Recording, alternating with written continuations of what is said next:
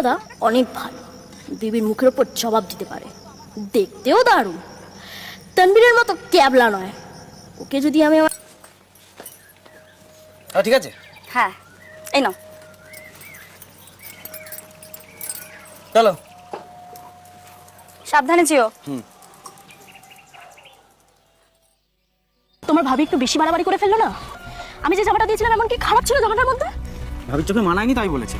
ও, ভাবির ভালো লাগেনি বলে জামাটা চেঞ্জ করে নিলে, আর আমার যেদিকে ভালো লাগেনি সেই বেলায় খেয়াল নেই তোমার, না?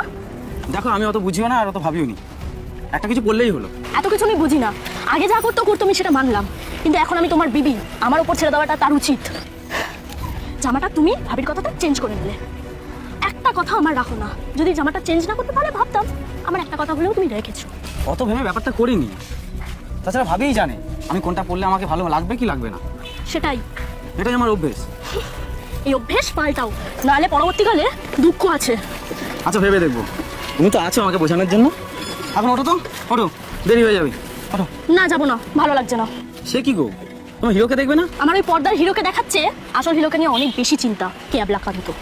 আচ্ছা, বেরিয়েছি যখন কোথাও না কোথাও তো ঘুরে আসি। চলো ওঠো, ধরে বসবে।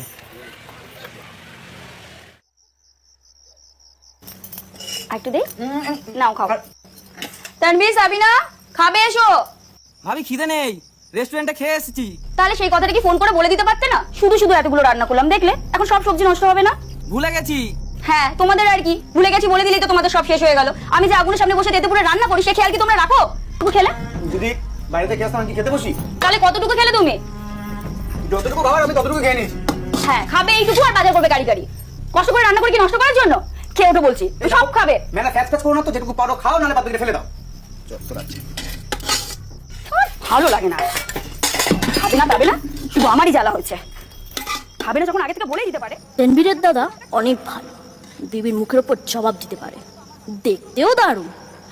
তানবীরের মতো ক্যাবলা নয়। ওকে যদি আমি